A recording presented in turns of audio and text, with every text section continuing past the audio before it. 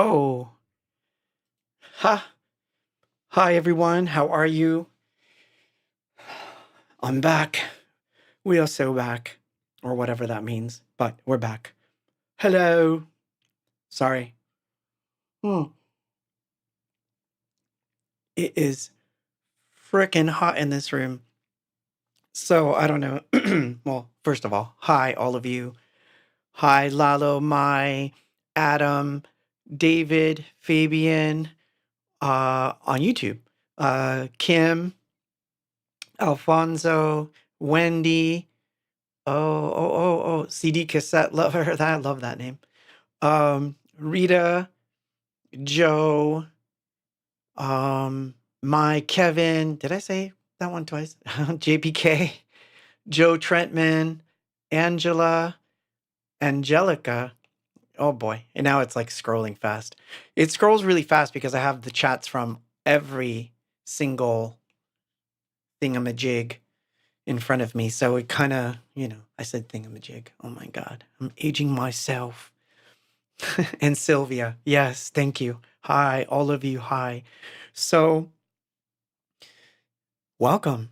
Um, so tonight, uh, I've got a few cool things to play. So what you just I'll break it down as we go, as it were.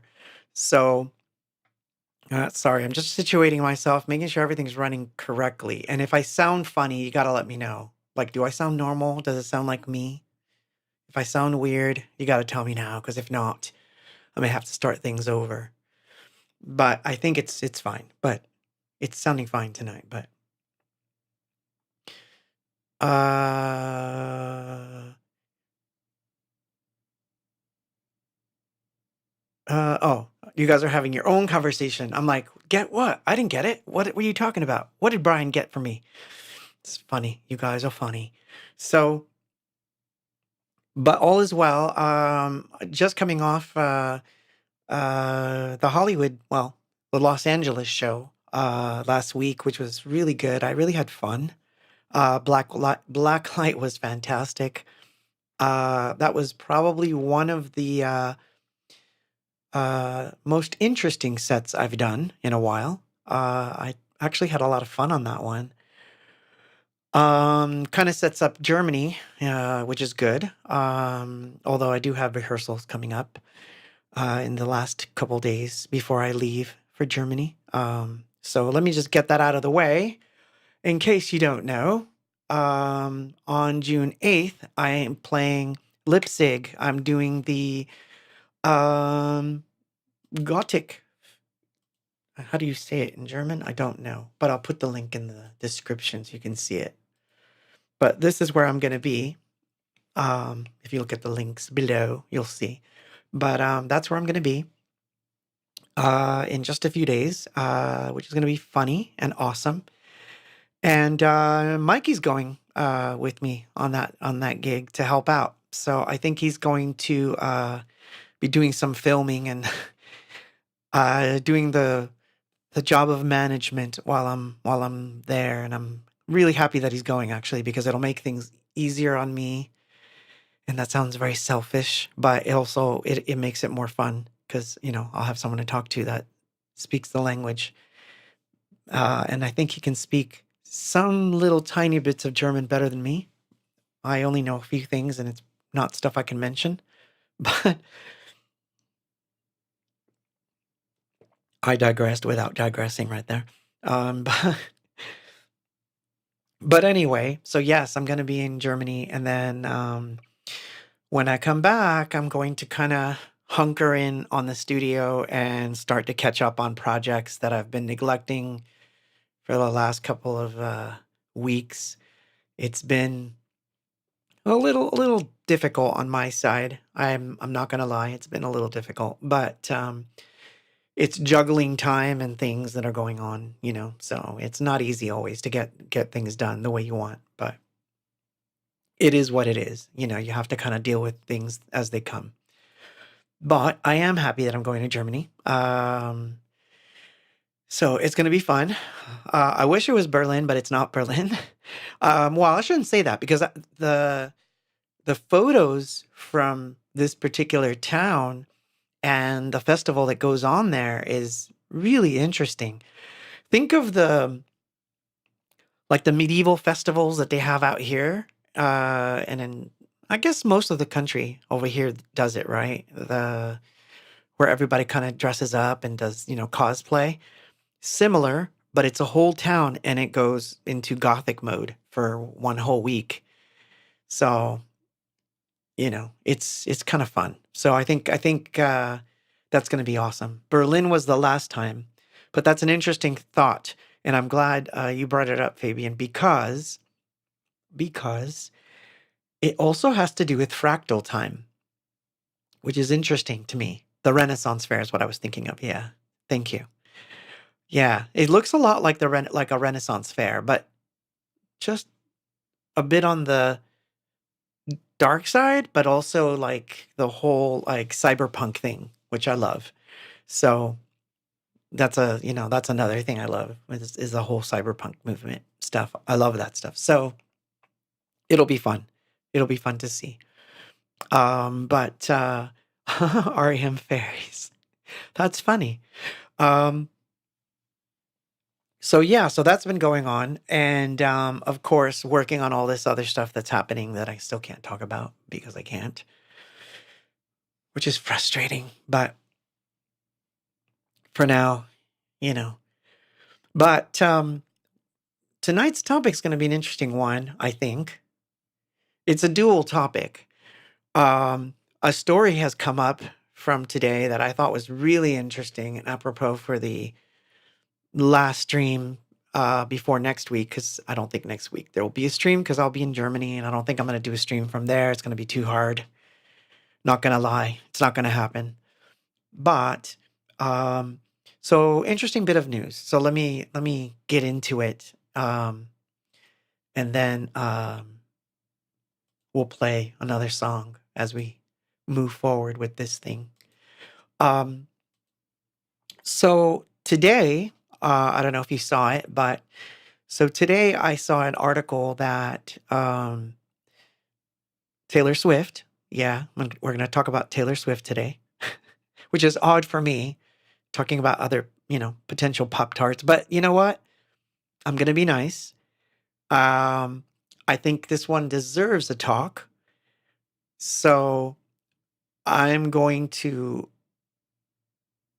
broach this subject because it's an interesting subject and it has somewhat something to do with me as well, which is odd. But I keep saying A-boxies. I love that. So A-box fam, A-box fam. So yeah, Brian on Facebook says, bring back peace on streaming. Well, I can't do that. And actually, at this juncture, I wouldn't want to. But I'm gonna explain. I'll explain some of that as we go tonight because it's an interesting story. So basically, the story is she got her masters back today. She now owns all of her masters, and if you haven't seen that, it's pretty big news. It was on Billboard. I saw it on X. I saw it on a couple of music sites like Rolling Stone or something like that. But basically, yeah, she got all her masters back today. Sorry, I'm trying to sit straight too. I keep doing this weird thing where, hold on, let's fix this so that I can sit straight. There, you can help me with my posture. I'm trying to so yeah. So she got her masters today, and she posted a picture of herself sitting on the floor with all her records around her. And she says, these are back where they belong. And I totally understood the feeling that she has right now. I totally understand it. She wrote a lengthy letter. You can actually go look for it and see it. I should have gotten, darn it, I should have gotten a link to the letter because that was interesting. But basically, I'm going to tell you what the letter said. It was basically that she fought a long time to get these, and she finally has them back. And so a lot of the sites that I saw this article on were really quick to point out that it's a milestone thing for an artist to get her masters back. And, it's like somehow she's opened up the floodgates for other people and all that stuff. And to be honest, this is true, but not really. Because I'm going to be honest here. They left out a really important part of the story, and that part of the story needs to be told because I feel like it's a little misleading. Um, she had to buy them back, and she paid $360 million for them.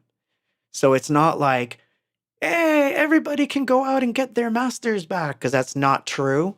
Uh, you can't just go out and get your masters back and pay $360 million for them. Taylor Swift can. And obviously, she had the pull to be able to do this. And we were talking about this earlier, where we were saying she probably took out a loan, which she could because she's worth like over $1 billion. So I'm sure she was able to take out a loan for 360 million, buy the masters, and then by releasing these masters, she could probably make this back. And again, no disrespect to Taylor, I think that's a really fantastic feat that she pulled off, and we're going to talk about how she pulled it off because that's really interesting. But the idea here is, let's be honest, she has $360 million to play with to do it. Whereas, yours truly cannot pull that off quite that way. So think about that as we go through this story, because it's going to get interesting. And I'm going to talk about all the different things that she's gone through and what happened, because some of the stories that I heard were a little on the vague side, and I have more of the receipts here. So let's just say that her fan base, her Swifties, were really good to help her with this. And likewise, in the next couple of months, I will be probably asking you for help in the same way. But it's interesting to note that she did pull it off. And it was an expensive venture, but she did do it. She was able to do it. And that is a big deal. And it is a long time coming. It's not like it just happened overnight either. It's taken her a long time.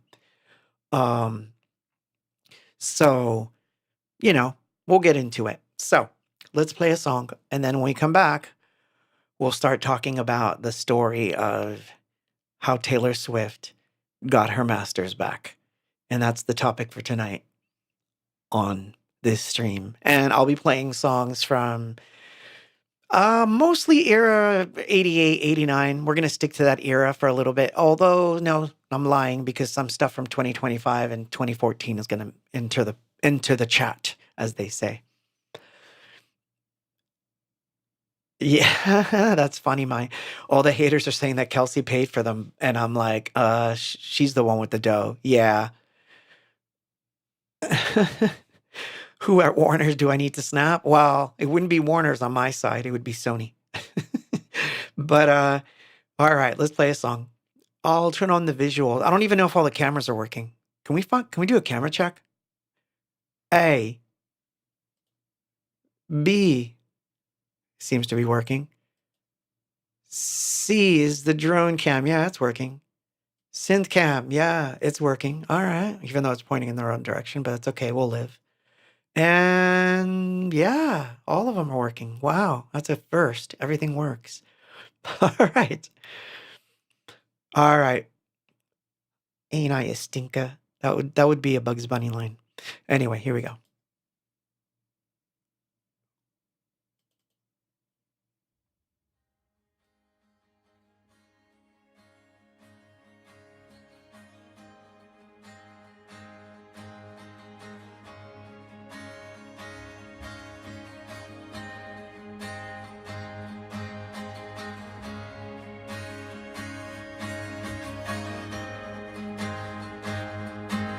If I heard you say the world is everything, I would be dreaming of living quietly. And if I heard you say the world's too cold to touch, I could change your minds with just a kiss. What are we gonna do in a world without love? we gonna do in a world without love? Do you feel the pain of our neighbor's heart? And do you understand the human mind? 'Cause if we did, would it make us live together in this lonely world? In this lonely world, what are we gonna do in a world without love? What are we gonna do in a world without love?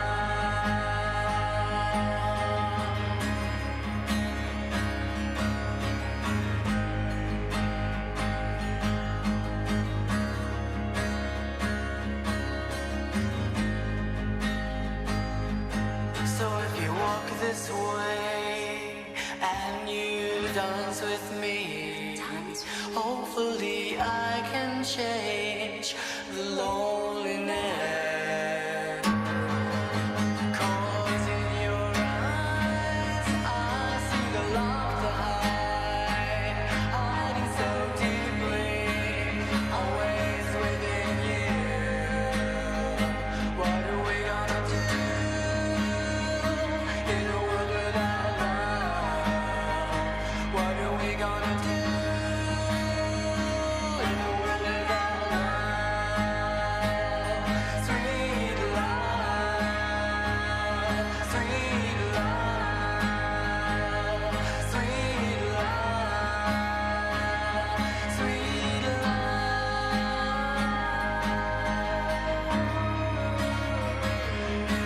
sweet love, sweet love,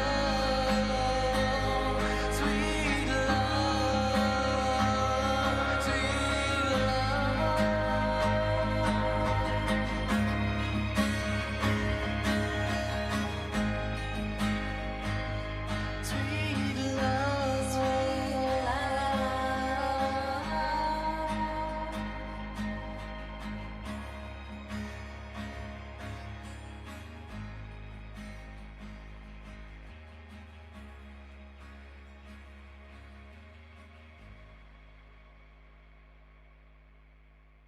That's a good question, I see.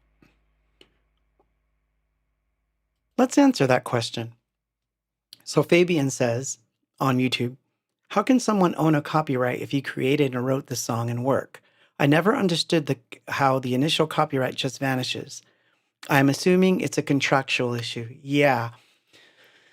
So I was explaining this to someone else today. We were talking about this aspect of it, and I'm going to tell you how it all works in a short little, like a 2-minute version, because we want to get into her particulars here. But this is how it goes. Oh, and by the way, the company that owned her copyright and all the recordings was Shamrock, but you probably would be like, yeah, I would have never guessed that. But guess who owns Shamrock? Or what is Shamrock? Disney. It's a Disney company. So Disney owned her copyrights. So they had every reason not to really sell, by the way. So it's pretty crazy stuff. So, yeah, it was Disney. So let me explain the copyright situation.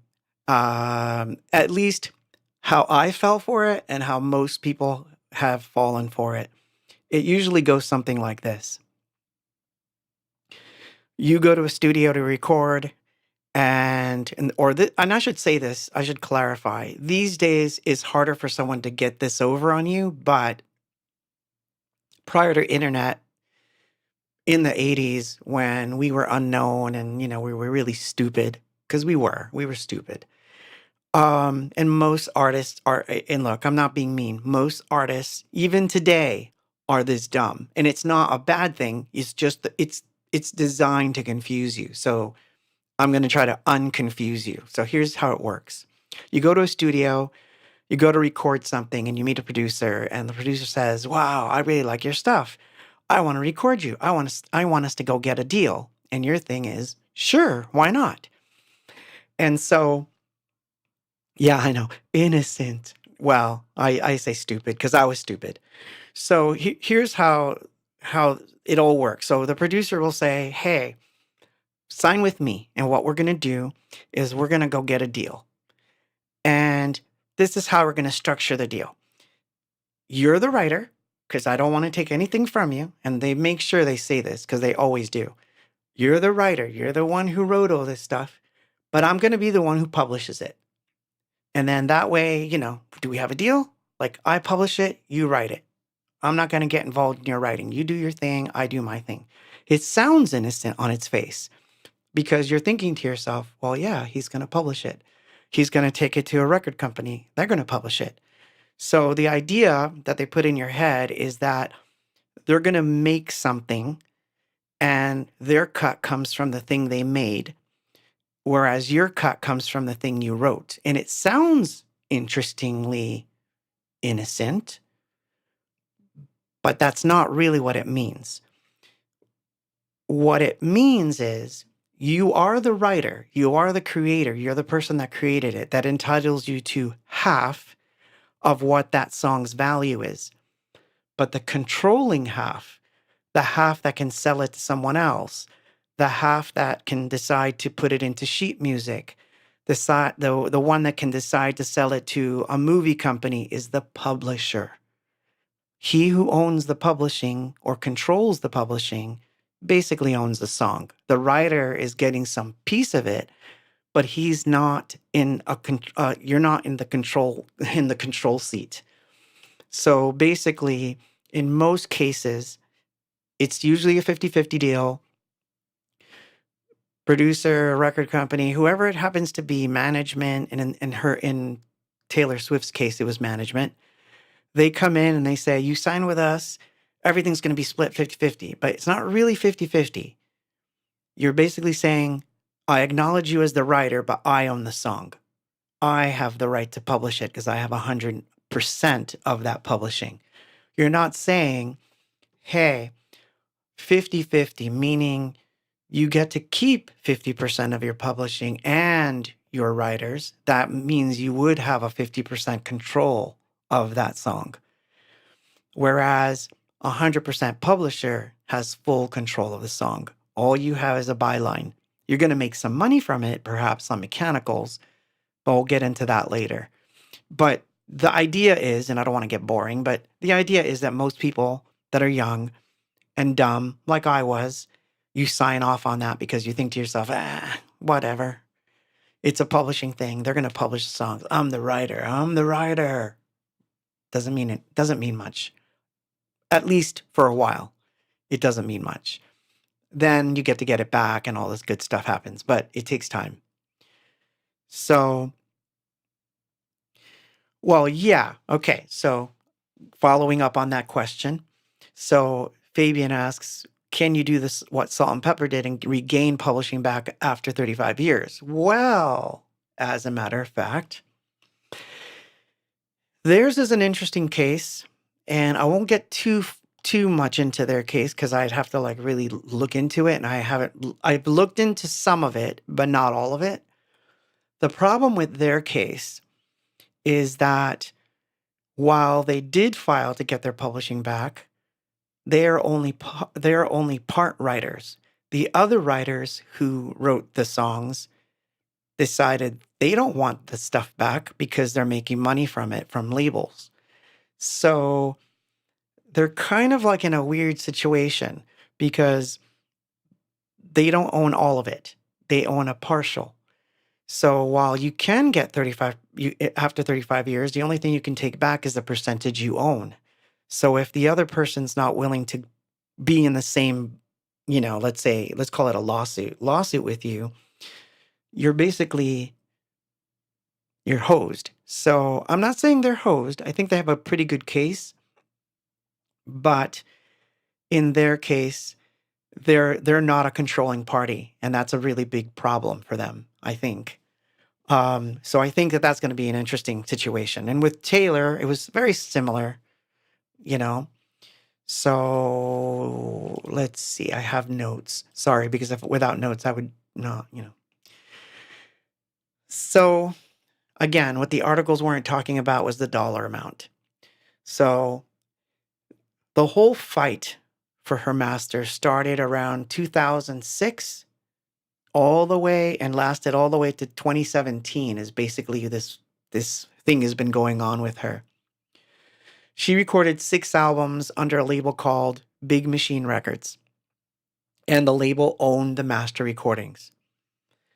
In 2019, the main person, someone named Scooter, acquired Big Machine, meaning they bought the label, and that included Taylor Swift's masters for $300 million. It's a lot of money, man.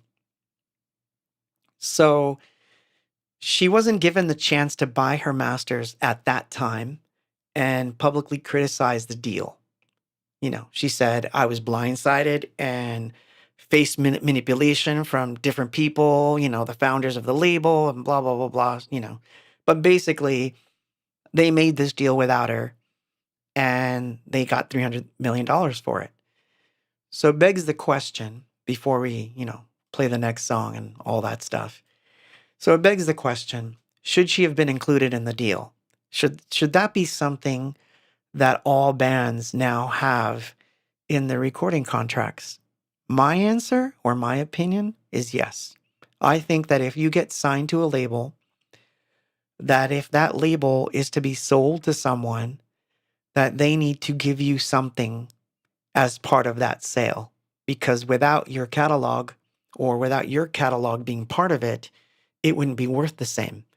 Because I honestly, just being honest here, I have no idea what other artists are under Big Machine Records. You can look it up and put it in the comments, but I have no idea. As of me streaming tonight live in front of all of you, I have no idea who else was worth 300 million for that label to be sold. Do you know any other artists on Big Machine Records? Put it in the comments because I have no idea. So I would say that her name and her worth was probably the entire sale of that record label. And so I would say, yeah, exactly, Todd. First right of refusal type clause. Exactly. I think all artists should have it because if something happens and that artist gets uber famous and then the label goes, hey, Disney. By the way, it was Disney that I said. I did say that, right? Hey, Disney, I have this super artist and I have all these masters. You want to buy it? And they say, sure, I'll give you $300 million. Yeah, I think the artist deserves something. I really do. In just in my own case, I mean, without, you know, no throwing shade here on that, but I was on Epic. Epic turned into CBS. CBS turned into Sony. Each one got acquired by the other. So I have no idea how much money exchanged there. So that's an interesting subject because I have no idea what that was. So for all I know, you know, and look, I'm not saying I was worth $600 million, but it was worth something. So we're going to leave it at that. But my point is, yeah, she didn't have the option to opt out or opt into this sale. Uh, the the masters were part of the attraction, and then, you know what I mean? So it is what it is. So that's sort of what happened. And so I don't know if she filed a lawsuit. I don't think that she could, but she had a different plan. And I think the plan that she had was brilliant. And we're going to get into her plan because it's a very interesting plan. So no one in Warner will have to be punched or slapped or hit. Aw, thank you. That's awesome. Yes, I'm worth 150 billion from your words to God's ears. Thank you for that. All right, let's play a song. So, this song has never been released. This is from 88 on a cassette. This is The Restless Girl. And we'll come back and then we'll just talk some more about this whole incestuous situation with Taylor Swift and her label and all the things that happened. Ah, I wish. No, I had steak tonight and I actually ate before this thing, so I'm actually well fed. So I don't feel so odd. Although I will say this, I am not myself lately. Um, I guess I can explain that, but I will when I come back. Here we go. Ooh, restless girl.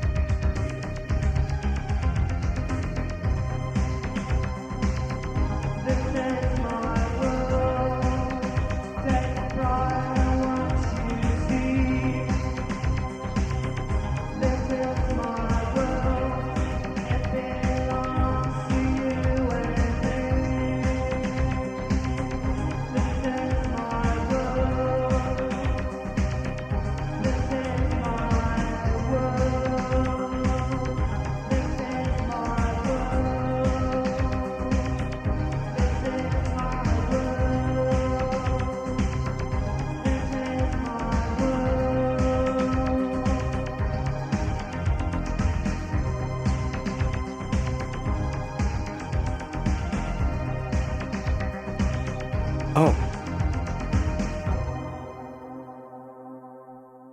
ha, the mic was on the whole time. So if you heard ASMR, that was me going, oh man. So Fabian says I'm a Virgo also. Oh, cool. So yeah. So yeah, I can feel it. Man, so yeah, I found out that today, well, I saw a picture of it actually. There's a giant solar storm heading our way, and it hits us on Sunday. I mean, it's serious enough that it's a class M8, I believe, and that's pretty heavy, which means you could see some disruption of like, satellites and things like that at its worst. So nothing catastrophic, hopefully, but enough that I can already feel it. Like I felt it this morning when I woke up. I felt like pressure on my skull. And this tends to happen when there's some stuff going on uh, outside. And basically, yeah, no clouds today. It was clear as clear can be, but it just felt like this immense pressure on my skull. And I'm lucky enough that I didn't get a migraine, which I haven't for a while, like knock on wood quick, wherever I can find wood. But yeah, I haven't had a migraine in a while, which is good. But I could feel like it wanted to cross over and become one, so I was like, "Oh no." So yeah, so wow. So so yeah. No, this wasn't ever recorded. It was just a demo. So I was playing something from 88 for a reason, 88, 89. So this was like so Restless Girl was one of the first ones in California. In fact, I can actually tell you which ones they were because I mean, I can. I felt the pain, Carmen, Restless Girl, Jubilation were all when I first got to California. The rest, you know. Uh-oh. Did I lose my interwebs?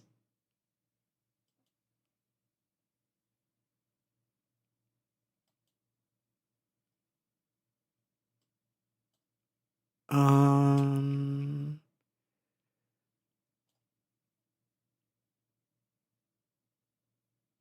Everything seems okay. I'm assuming that you guys can still see me, but it said for a split second that we lost signal. So I don't know. But anyway, so it looks like I'm still here. I don't see anything going on. Okay. And you can still hear me? Good. So I guess we're good. Oops. Yeah, so see it's funny. I don't know. Like this is what I mean. That's good. Well, let me put it to you this way. I arrive in Germany a full day and a half before my show, which is good. And we have to take a train ride into Leipzig, which is about 3.5 hours. So we have a 12-hour flight and then a 3-hour train ride. Um, I'm actually daydreaming of the NyQuil already, just so I can sleep. Oh man, so I don't know. I'm gonna have to do something. No, and I'm kidding. No, I don't do the NyQuil anymore. Now that I can do other things to try to put myself to sleep. Ah, probably some sleeping pills or something. I'll have to go. Yeah.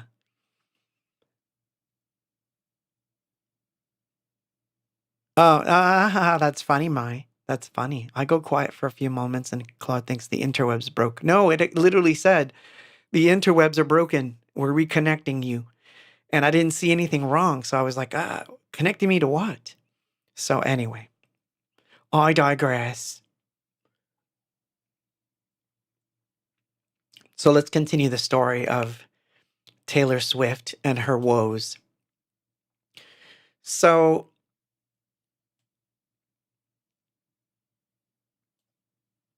I told you how she recorded the 6 albums and then they sold the label to someone else for the 300 million.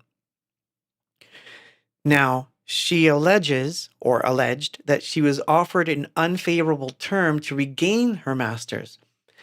This this way of her getting them back was tied to having to sign an entirely new contract with Big Machine. In other words, you'd have to sign a whole new deal, which, her deal was over. So there was no point in her wanting to sign again. It's like now think about it. She's uber famous. She could put out her own records and hire an entire team. You know what I mean? That why would she want to sign back to the same label just as part of a ruse to get her masters back? So I don't think that was in the cards. I don't think that was ever going to happen. So obviously she said no to that. But what she did was very interesting. Feeling betrayed, she vowed she was going to re-record her first 6 albums and create completely new masters that she could own. Now, do you think this turned out to be a great tactic for her? What do you think? Yay or nay? Me personally, I think it was a master stroke of genius, what she did. So by creating her, quote, Taylor's version of her first 6 albums, she regained the creative and financial control of her own masters, meaning she was able to re-release these songs, sidelining the value of the original masters owned by Shamrock Disney. And she redirected her fans to support this new version. Now, to be fair, can you re-record 6 albums and make them sound as good as the originals? And are they better? The jury's out on that one. I know some fans think that the re-recordings are better and some fans think the OG ones are better. So it's not up to me to decide because I don't have any of them. So I couldn't tell you. But just on X alone, she has over 90 million followers. So it didn't hurt her in any way to re-record these albums over again and tour on them with her new records.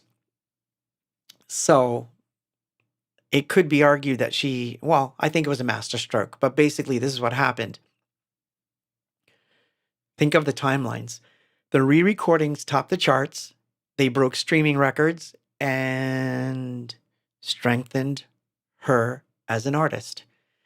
It proved to be a very savvy move. Sorry, yes, I am reading from my notes. And it became a powerful statement on autonomy, which I respect because I definitely respect artist autonomy. It forced the industry to take notice. And it pressured, basically, Shamrock to sell the originals back to her for the 360 as the value was diminishing. Because if they didn't do it, it was going to start going lower and lower and lower. So, Taylor Swift could have sat on them even longer, probably got them even cheaper. But starting 2020, she put her little plan into effect and started to re-record her stuff. So now, if you're wondering why she wasn't sued by the first record company for her re-recording her records, that goes back to the original question that was asked earlier about copyrights. She owns the songs. She did not own the recordings. Because she owned the songs, she was able to re-record them. If she didn't own the songs in some way, shape, or form, then it would have been a much different story, because then she wouldn't have had control over the publishing of those songs. So apparently she had some control, or enough control, that she was able to re-record these things. So if I had to guess, I would say that she either filed for a reversion as one possibility, or 2, she owned the songs outright, but not the publishing of those records or the master tapes. So she was able to re-record them from scratch without a problem. And if this is the case, she did good. because that was a brilliant move, um, as we will explore further as we go into this story. But I'm losing the chat again. So yeah, she did. But we'll get into those. I like what you said there, Joseph, on Facebook. Re-recording shows an interesting view into how the artist has matured. Well, interesting. Yeah, I think so. I mean, it goes without saying that it could go in either way. You know, she might have thought, well, album A was I always thought of it as a folk album anyway, so I'm going to re-record it all as a folk record. I mean, that's one thing she could have done. I think she was trying really hard to stick to the album the way that she felt it should go. So it's interesting how that works. So, you know, I mean, 6 albums. And I think I want to say the last one, she couldn't get through the recording. I remember reading something that she said that, um, you know, that it was too much of an emotional record to recreate. No. CD cassette lover says, so what she did was not worthwhile. Well, I mean, you could argue. You could argue. But here's what I think. I think in the end it was good because she can make so much money now. Imagine the revenue she's going to get now. So, just to give you an example, on X alone, she has 90 million fans. 90 million, and that's just X. If she releases a box set, just a box set of the Taylor version plus the old version with the outtakes and the videos as a box set, just one of those records, she's going to make that 360 million back like that. Remember, she can now do merch on both the new and the old recordings. So I think that her move was brilliant in that now she can make money. And of course, she doesn't even need it.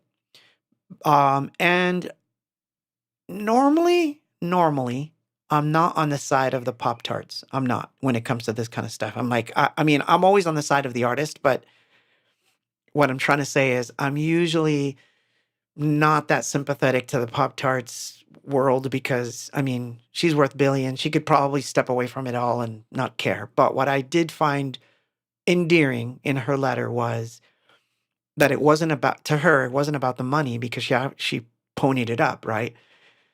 For her, it was just that she thought they belong with me because they're part of my legacy. And I totally understood that. That hit me straight in here when I read it.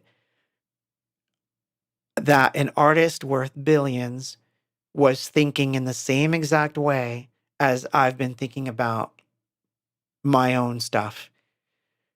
So, yeah, if I look at something like Spotify right now or Apple Music and I say, well, it sucks that my first record is not part of my legacy.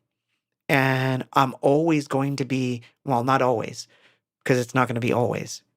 Hopefully, you know, we cut that soon. But the idea that you always will have to ask permission from someone else to do something with your own record. Like if I wanted to remix Kiss of Love and use the original tracks and the original vocals, I can't. At this juncture, I can't. And yeah, that hurts.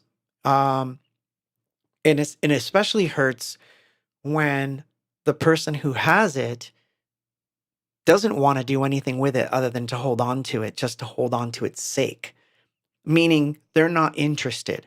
So it becomes this weird tug of war in your mind because on one part of your mind you're like, I'm over it. I can move on to other things. And of course, she's right about that. I was right about that. I have hundreds of songs within me.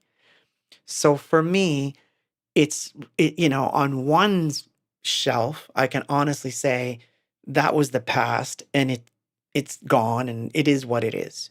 And I'm happy that I can play that song in front of people and I can do 15 billion versions of that song if I want now.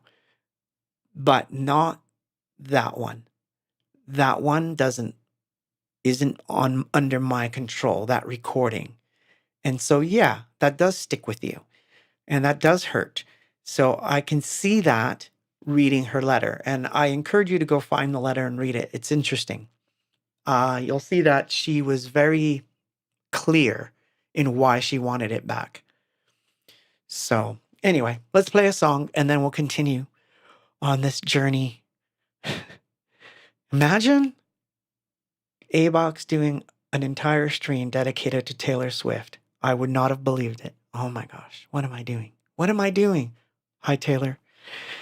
But yeah, anyway, if you want to talk, just DM me, girl. Here we go. Let's play.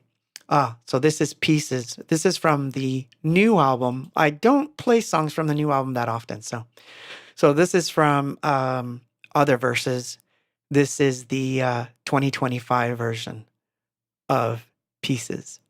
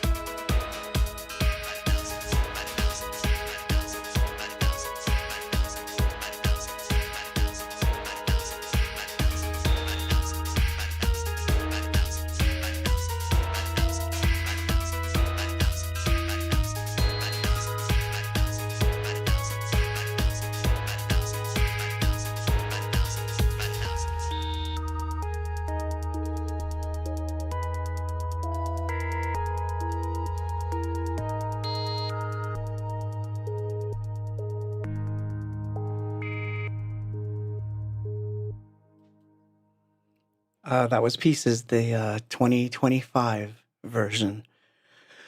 Um, thank you for all the nice comments, by the way. Thank you. That's very nice of you, all of you.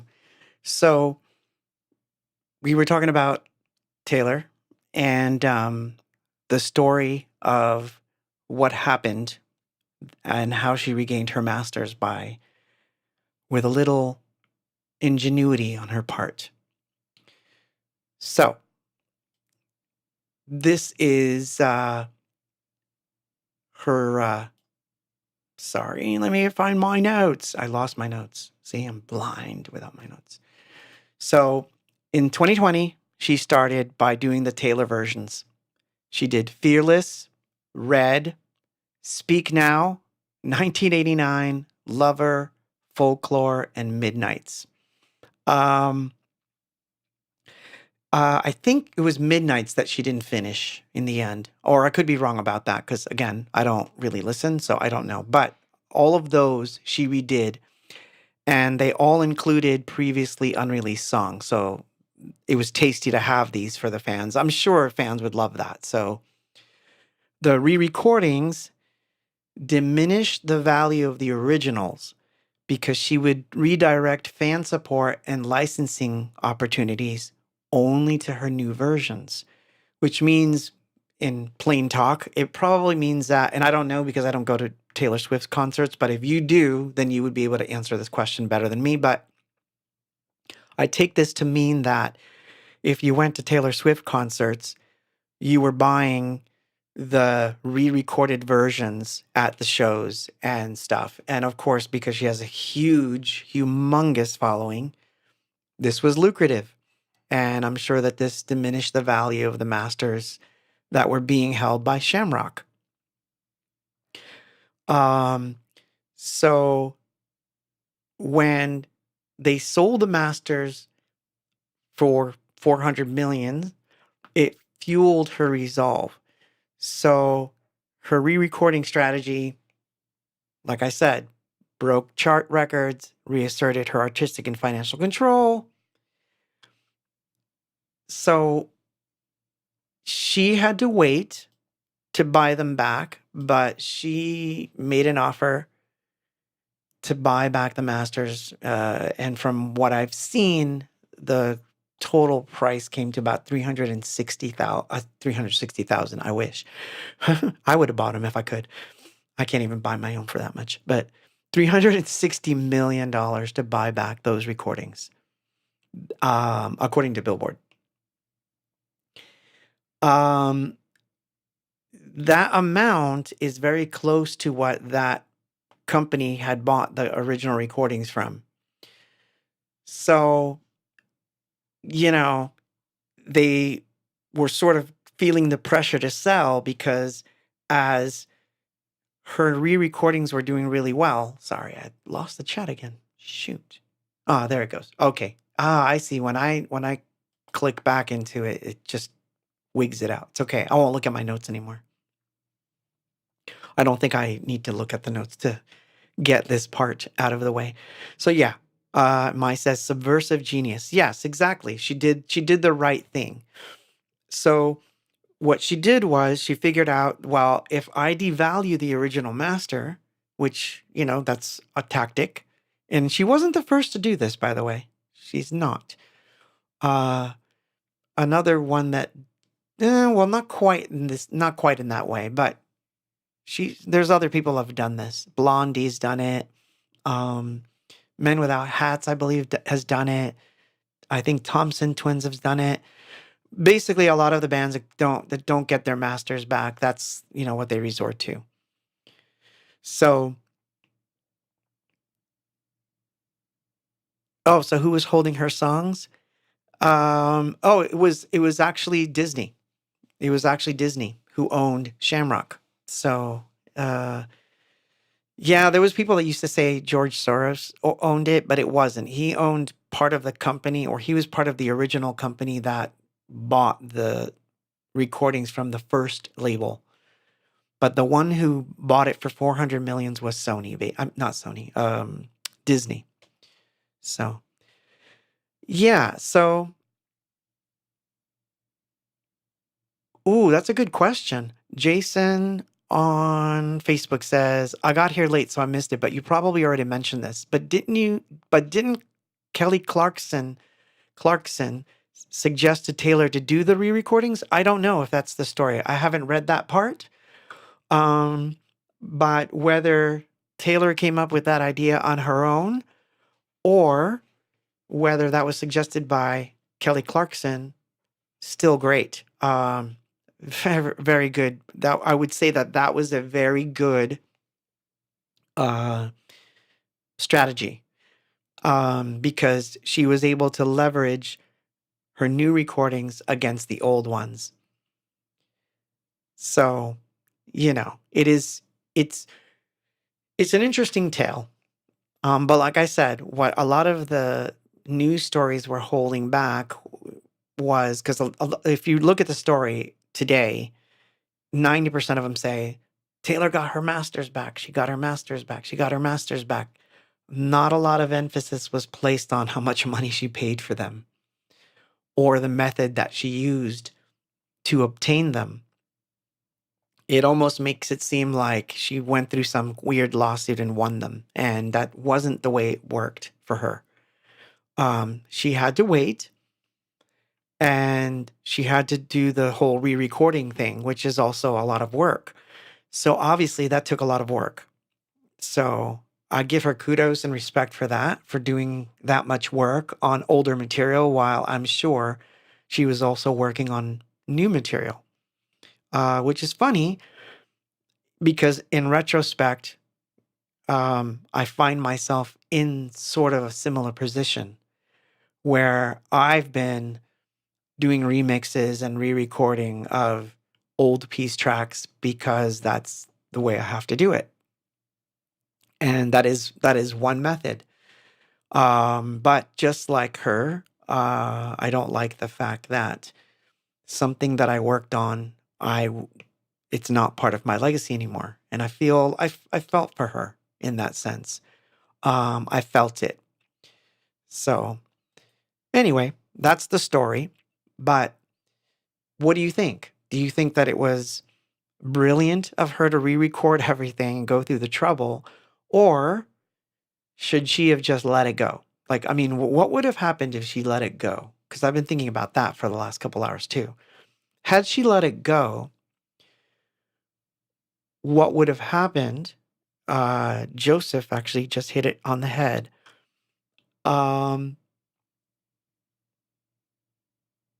they could have sold or those recordings for, like, let's say a skin commercial or something that she wouldn't have been into.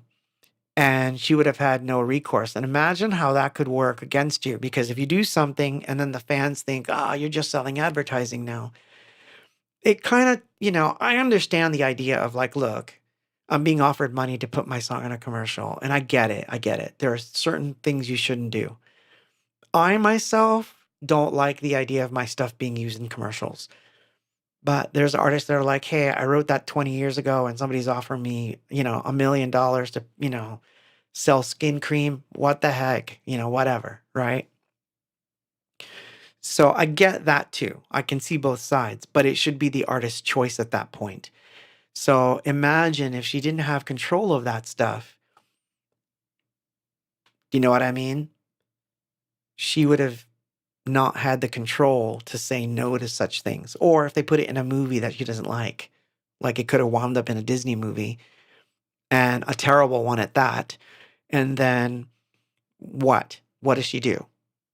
So having control of the master means that she decides where that music can be used, who she wants to license it to. Does she want it in that commercial? If she does, she gets to say yes, and she gets to tell her fans about it. Like, hey, I I endorse this. This is something I believe in. That's why I gave them the song.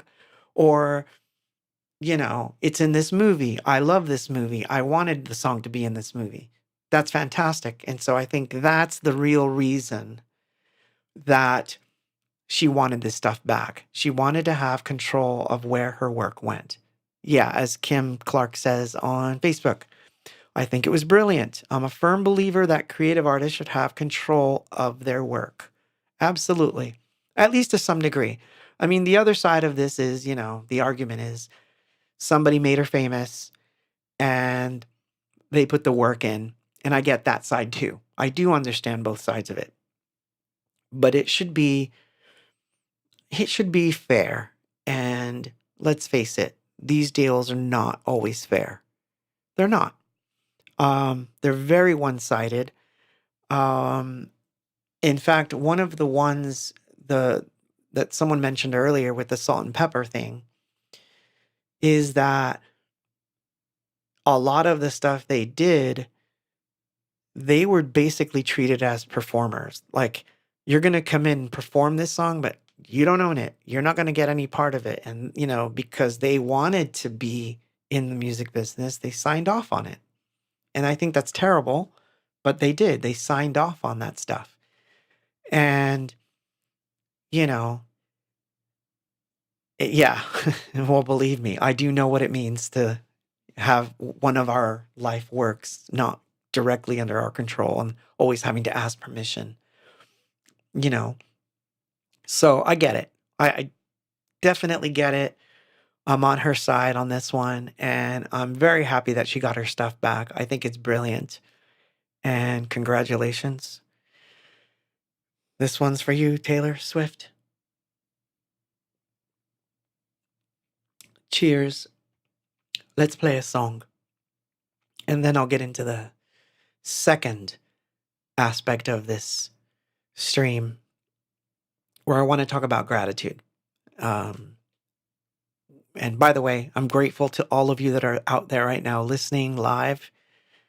Whether you're listening on Facebook, on YouTube, on Twitch, or anywhere else you're coming in, thank you so much for hanging out with me. I do appreciate it.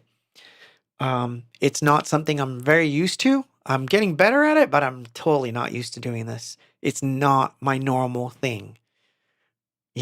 I never intended to do this sort of thing, but it was something that we started in 2020, and I don't know, we've just not stopped. So I'm grateful to you, but I digress. Thank you, Eric Bustos, for that. I may need to get more drink, but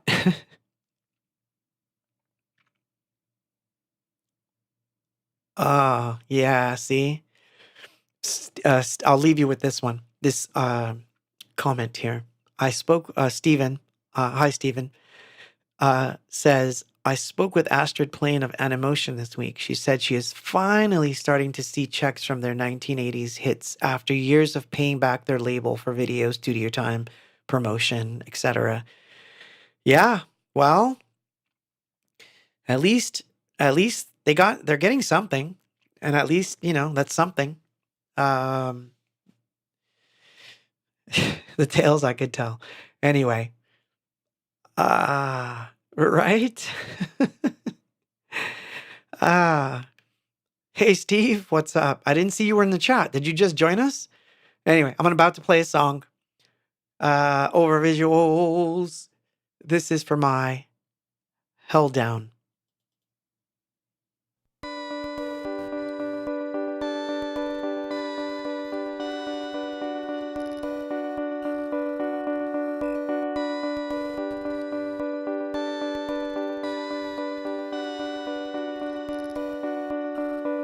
When you wake up, the shadows fall on your shoulders.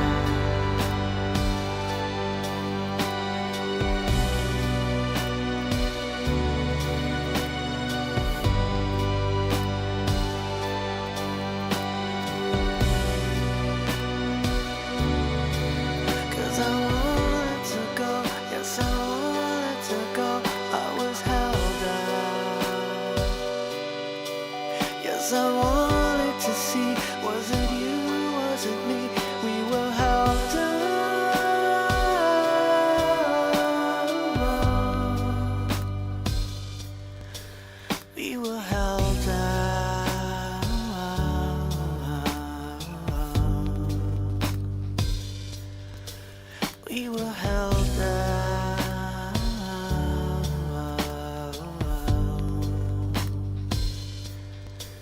We were held down. Yes, we were held down.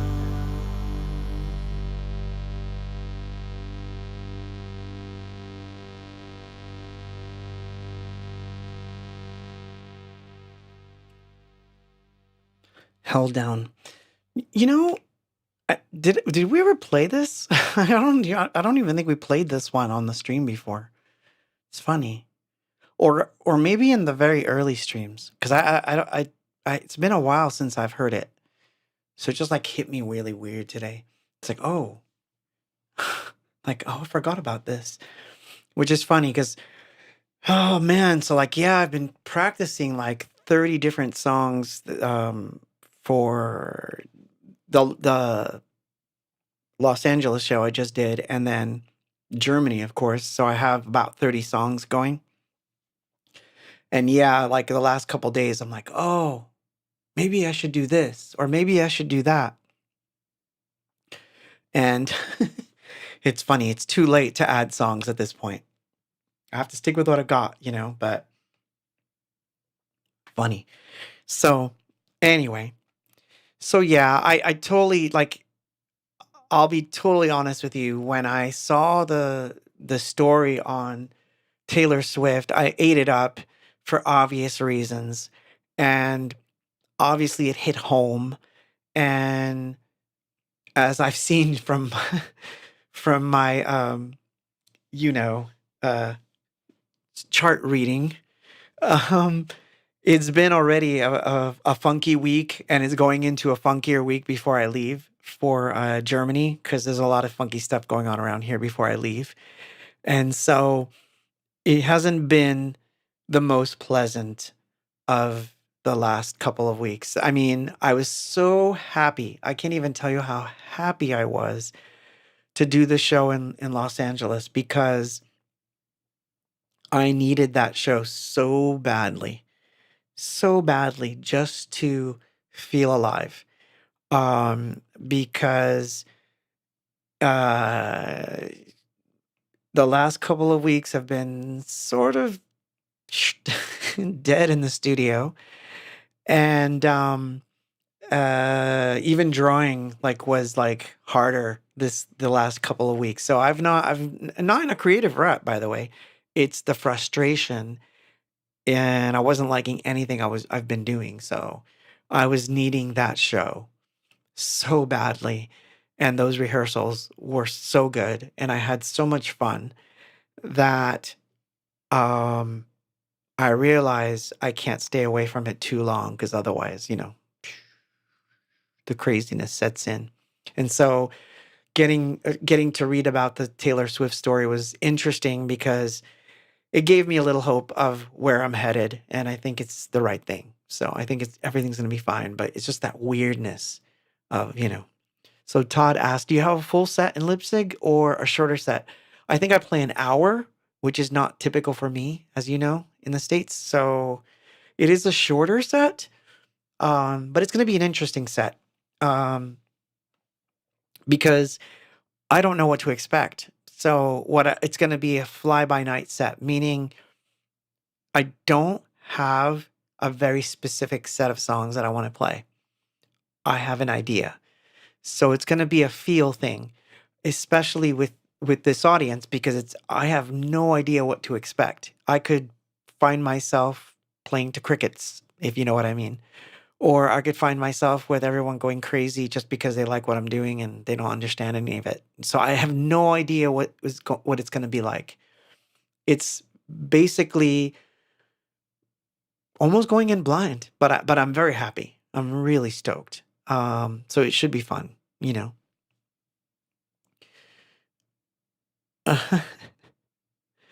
Aren't you supposed to be doing something right now? I mean, like, wait. Do you have a show tonight? Blackfly has a show tonight? That's funny. Um, that's funny. Um,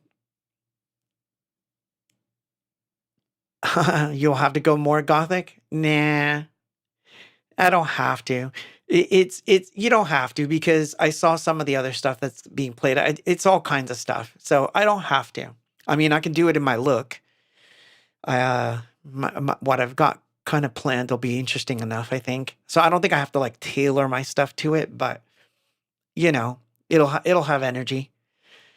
I'll have to dust. Yeah, exactly. Dust off some of the industrial sounding bits. Just hit that ladder extra hard. You know, I think it'll be fun because look, Alphaville's playing, right? Camouflage is playing. I wouldn't exactly classify them as gothic. And I think they're going to do just fine. So,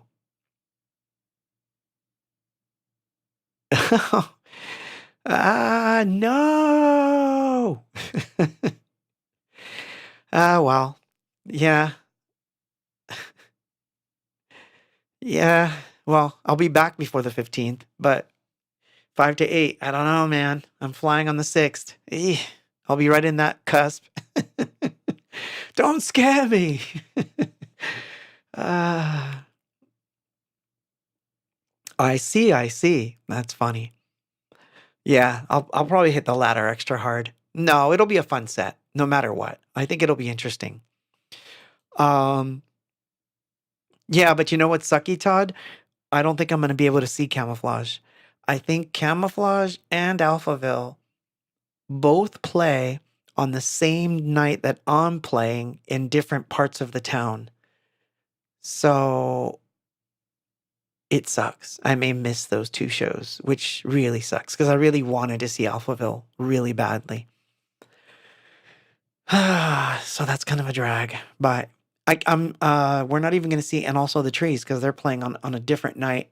They're playing the night that we leave, from what I heard. So it's funny. But I'm not just there to watch bands either. But we're gonna get to watch some bands. I think we're gonna go see Exploding Boy, which is kind of cool.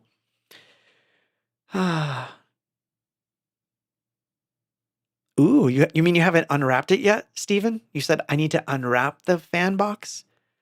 You gotta tell us about that. Yeah, I know, man. I'm gonna miss a couple of cool shows. But all told, I will have a good time. So, yeah, Claude needs to Steve says Claude needs to play Abox songs German in them. Mm, uh, yeah, maybe. I wish, Steve. Yeah, it's not in the cards. Um, wow. Open that up, man. You got to tell us what's in it. Well, if I get a chance to do a fan box, I'm gonna do one. So we'll see. Maybe in a year or two, we'll see what it looks like in the end. But all told, I'm actually happy to report that, of course, when I come back from Germany, I'm gonna jump right back into my projects because it is starting to like the itch to do Carmen stuff. Yeah, I don't think it would sound pretty good with me trying to sing in German, so I don't think I'm gonna do it. But at least I know how to say thank you. I know. I'm terrible. So, but anyway, I'll do the best I can. But wish me luck in any case, because that will be interesting. All right, let's play a song. So this one is for JP, and I don't know how this happened, but we wound up with a couple of different songs from different albums that I wasn't expecting to play, but I do like this one. This is for JP. This is The Way of Souls. I will do the UFO cam for this one. And I'll see you at the other side. Well, I got to get a drink too.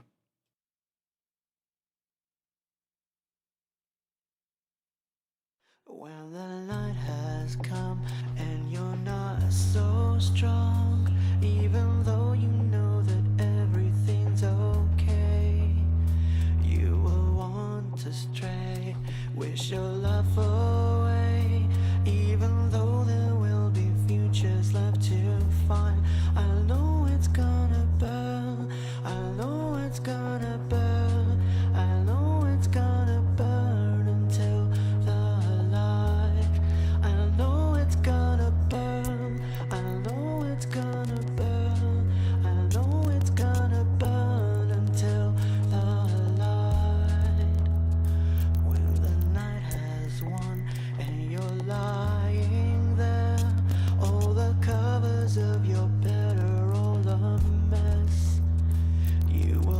and turn from the sting of tears, scanning memories to find a way outside. I know it's gonna burn, I know it's gonna burn, I know it's gonna burn until the light.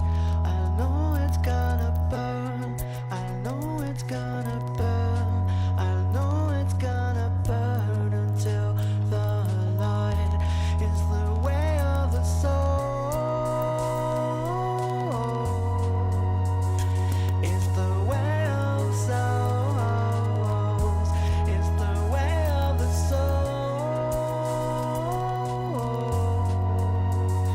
It's the way of souls.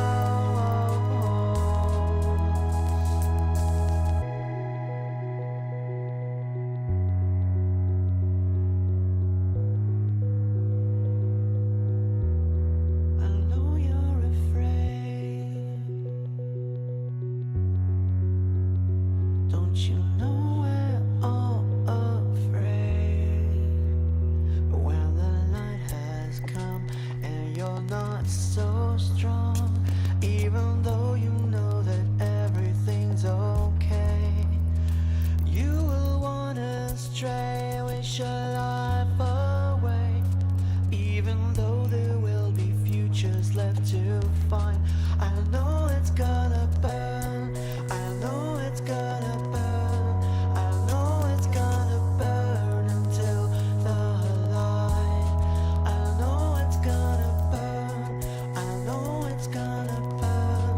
I know it's gonna burn until the light is the way of the soul.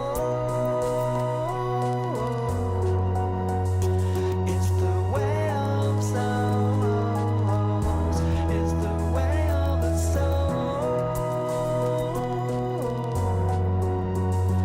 It's the way of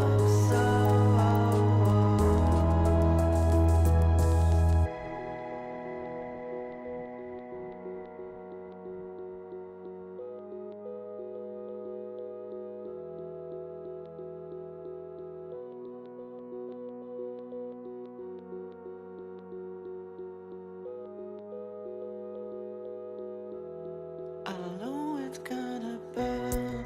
I know it's gonna burn. I know it's gonna burn until the light. I know it's gonna burn. I know it's gonna burn. I know it's gonna burn until the light.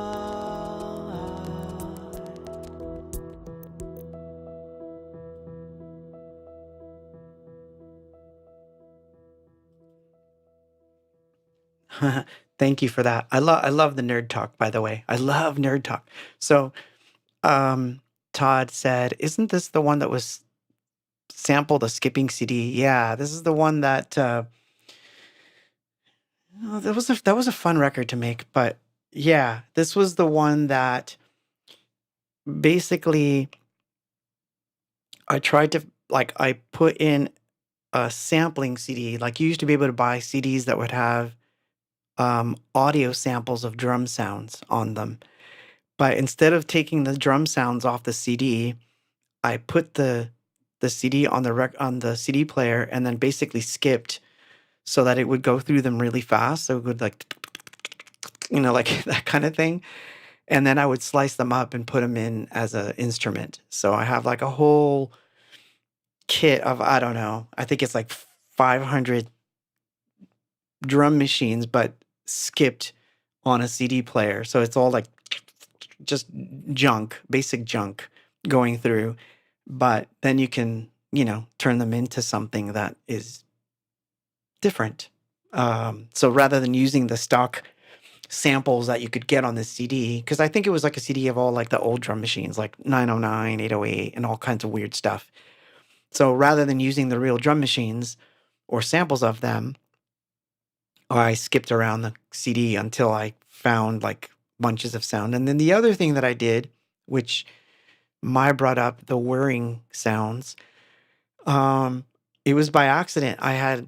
When we were recording, I got a phone call and my phone was too close to the speaker and I heard like the weird sounds that the phone makes.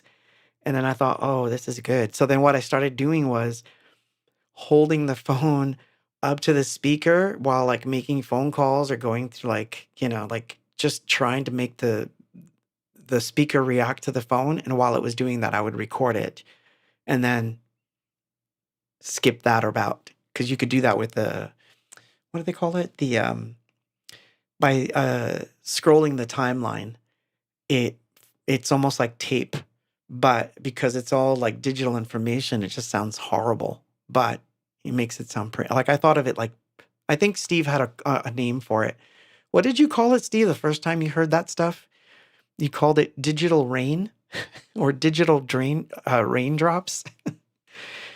Uh, you know, we will make music with noise. Yeah, of course. That's my whole thing. I love noise. I think noise is underrated. And I think noise to make pop music is even more underrated. Yeah, that's what you called it. Steve, the first time Steve heard most of Distances, he says, "What's with the digital rainfall?" He made it, he said it sounded like digital rainfall. And I always like that description. One day, Steve, I'll have to credit you as for a title because I think I'm gonna name something that one day. Digital rainfall. It'll be your going to sleep tape, except nobody will be able to sleep. It'll be like just short circuits and has bad dreams. What am I saying? Next album. Yeah, no, the next album, it's funny, man. Like, don't remind me. I'm like so behind on everything. I am, though. I am so behind on stuff. I was lamenting that this week, man. I was feeling pretty bad about it this week. I was like, I'm so behind on so many things that I need to catch up on creatively. But it can't be helped. At this point in time, it can't be helped, unfortunately. Oh yeah. No, white noise is like, yeah. Digital rainfall sounds pretty somehow. It gives me ideas. It's like, not quite, but I can make that. I bet you I can make that. So, anyway, I digress, but I'm out of drink. So what I'm gonna do is play another song. So then, because we don't have that many to go, like before it all falls apart. Where are we anyway? Oh yeah, I forgot. Look at that. Oh shoot, we are going down to the end right now. So anyway, I do want to say a few words about gratitude, which was the original theme of tonight was going to be all about gratitude. But I'm going to explain something that may come as a shock. But I have always felt, and I still do, that I am always grateful for everything that happens, whether it's good or bad, because the bad stuff is things I can learn from. And to me, that's important. And the good stuff goes without saying, it's just good. But more often than not, what happens is when the good stuff comes, we get to enjoy it. We do enjoy it. And the feeling does stick with us, but it doesn't stick with us as long. It has something to do with our genes and being cavemen, like we could remember all the great meals we had with our friends in the cave, but what we really focused on, what we could really think about was don't go into Forest A because a lion lives there and he'll eat you because he ate half my family. Like, we are very good at already keeping recorded the bad stuff in our head. So, the reason that I love gratitude is that gratitude takes the bad stuff that happens and reframes it in a way that's like, well, yeah, that sucked. Or yes, this does suck. However, as I always say, see things as they are. What is something that I can take away from it? What will be the end goal from this point forward.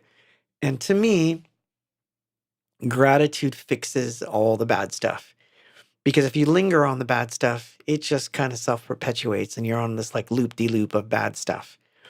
So, in the case of Taylor Swift and what happened with her today, see, she didn't let, I mean, someone could have said, she could have said to herself, look, I don't have 400 million, or I'm not going to spend $400 million on my old masters.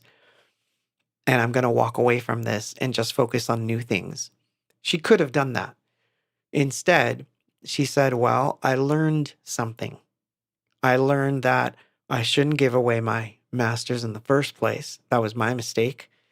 I've learned that I can use my leverage in a different way. And so I'm going to focus on where things are. She did exactly this. She assessed things exactly as they are. And she looked forward and said, I'm grateful for where I'm at. And I'm going to be even more grateful when I am able to execute this plan and get my stuff back. And she did. She did it. It took a long time, relatively speaking, considering her wealth. It took a long time, many years, and a lot of work because she had to re-record a lot of different things. Exactly. As Mai says, gratitude is instrumental to resilience. That is how you build resilience. Um, so, yeah, and I agree. Joseph on Facebook says Swift is smart and savvy. She is. I can't say she's not. I can respect that aspect of it. So, I think what she did was good. I stand by her 100%. Good luck. I wish her luck because now she has full control of her masters, and what she does with it is going to be interesting to see. Because you're going to see for the first time, I will say this will be the first time that a high level artist is able to take 6 years of her life and put it out. And how will she do it? Is it going to be a fan box? Is it going to be some sort of limited edition? What does she got? What does she have planned for this stuff? So I think that part's interesting. So, I'll keep an eye on it and we can talk about it online. You guys can hit me up on X or anywhere you are that I'm on and hit me up with your comments and your questions about it because I think it'll be worth talking about. But yeah, what started off as we were going to just talk about gratitude and I was going to do all these I had notes, so we'll come back to this subject in its own right. But I feel like the whole thing that happened with her this week was very telling for me. And it may have given me a sense of good purpose. And no, it's not vinyl, vinyl, vinyl. Books, books, books, and more books. It definitely puts my resolve that I will definitely, definitely pursue my books. So, no, she doesn't have to re-record anything anymore. She's done. And she said it was at the nick of time, too. That's the other part that I like. She was down the wire to the last album and she couldn't get that one re-recorded. She said that one was not working. So, to me, it's almost like the hard work, the patience, and the gratitude to her fans and the gratitude that she feels towards everyone that supported her. Like, again, I recommend you read the letter she wrote. But what I think happened is that she didn't have to do that last step. She basically got a break from the universe and said, you know what? You've earned it. You've worked hard enough. You've shown resilience. You've shown gratitude. You've done everything the right way. So it's going to cost you some money, but it's going to become yours. And I think to that end, I think she did a great job. And yeah, much respect to her for that. But anyway, I'm gonna play a song, and this sets off the ending bits of our thing. But I gotta get a drink too. So anyway, I'll be right back. I'll turn on the UFO cam. And ooh, welcome to the end.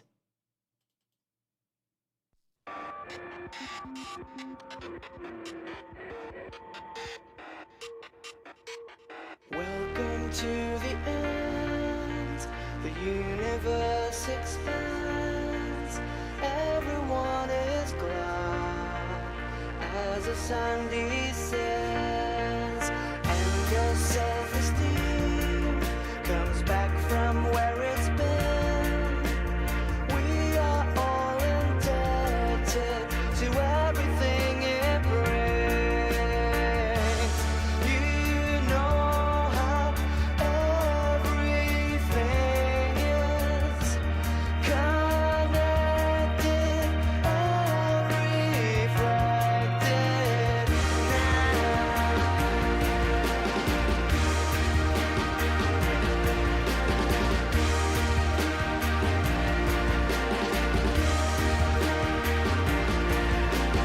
Welcome to our room.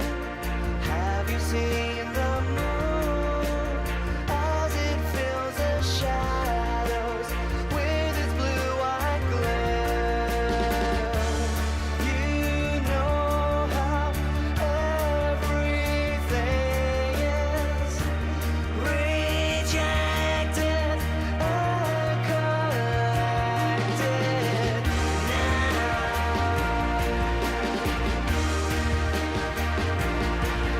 The universe expands. So welcome to the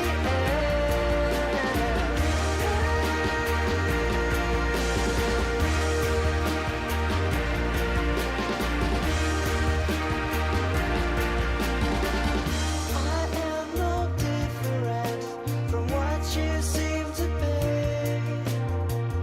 All that we have, we should hold in high regard. You know how everything is dissected and inspected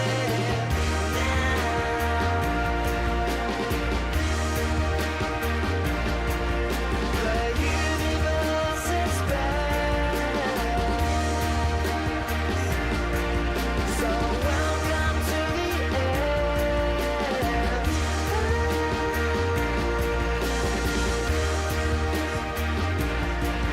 The universe expands.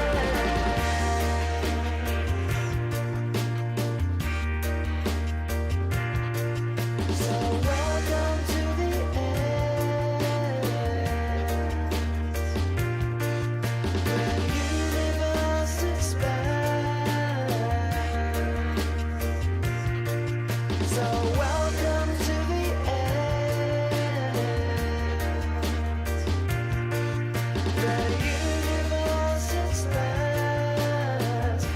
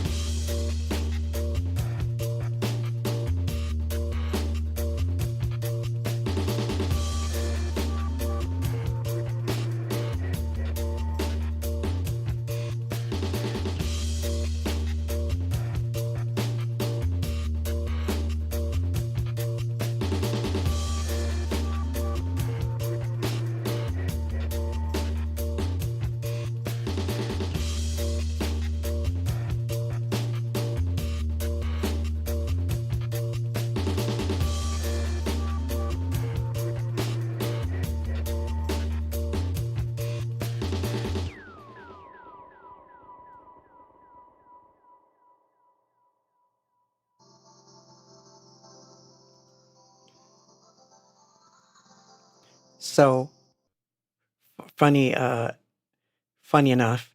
Yeah, at least I can, someone's going to say, Speaking Sie Deutsch. And I'm going to be like, nine. I'll have to remember most of it is nine. Uh, you know, that and danke.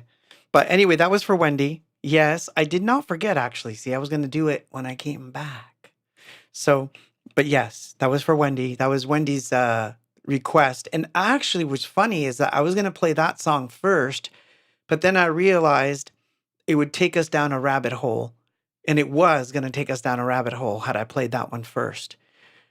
So it actually brings us towards the end, which is what it was, I think, a better thing it was supposed to do. So anyway, I've got two more. So I'm going to play them back to back and then, end this thing. End this thing for good. No, not for good. Just nine, danke. Nine, danke. Or asu. I don't know. I don't remember. I'm going to just brush up on something. But you know why I don't want to brush up on my German or the little German I know? Let me explain why I won't. Because if I start studying it, I know part of my brain is going to forget like lyrics to songs because now I'm going to be thinking about German words. And suddenly it's like, oh no. Yep. Auf Wiedersehen. Auf Wiedersehen, right? Did I say that right? Oh, see, I know I'm going to mess up. I'll do the best I can. Someday I'll have to hire one of you German speakers to come along, and that'll work on the next one. I don't even know what that one means, Joseph. Although I do know it's a song from Alles ist gut. Oh no, I like that one. All is good. That was good. Alles ist gut. Is good. That I can say. Yeah, see, some of it comes back because you don't forget, I lived in Berlin for like 3 months and I had to learn certain things pretty quick. So some of it'll come back. Some of it'll come back. I'm sure it'll be funny. And I'm sure I'll have funny stories to tell of the things that I said wrong and who knows. Anyway, let's play a song. Yeah, this one's for you, Mikey. Although this version of the song is still not out. That'll change when I come back from Germany, I think. Because I've been wanting to put this one out. I've just been waiting for this one mix of this one song to be done so that I can do it as a dual single. But anyway, over visuals, the Dead Stars, the live mix.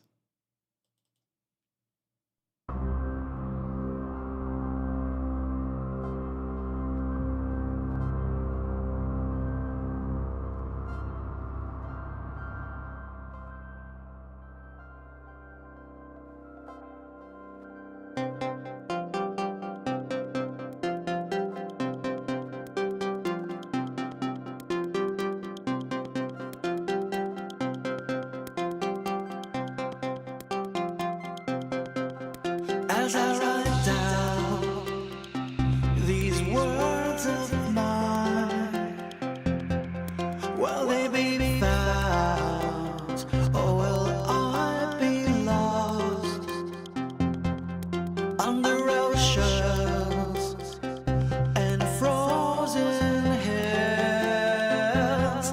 Will they burn up and fade away?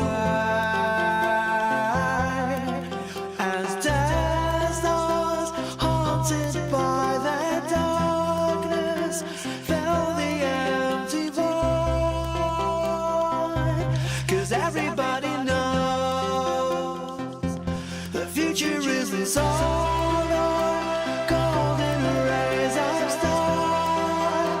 You and I should know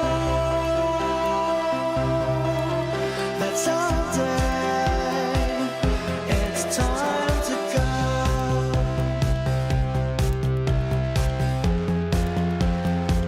So let it go.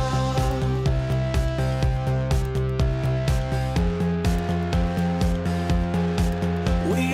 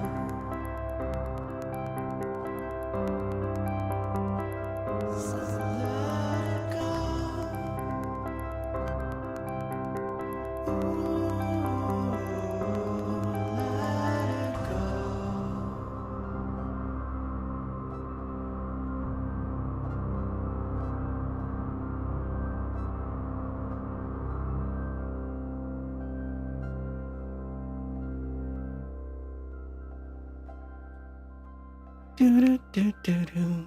Well, thank you for that. No, the three were because you said Beat of Life, and I started with Beat of Life. I think you said World Without Love, and that was in there. And then Dead Stars was in there. And I'm going to say goodnight, and I'm ending it with a different version of World Without Love. So from the Hope Worth album, or whatever that is, on 12-inch and CD, this one's called World Without Hope. It's this closing thing. And so I'm going to let it close. And as it does, I will start shutting things down over here. And I will see you on the other side when I get back. Oh, so much to tell you that I still haven't told, but it's going to have to wait till I get back, unfortunately. It's just that kind of a thing. But it's all good. I will see you on the next one. Thank you so much for being with me tonight. I urge you to go find the Taylor Swift letter and read it because it's interesting. It should be read. And let me know what you think. And hit me up in the comments and all that good stuff. And share this if you liked it. And all that stuff I'm supposed to say to be a good YouTuber, which I'm not because I'm terrible. But that's okay because I make my life in a different way. World Without Hope. And I will see you next time.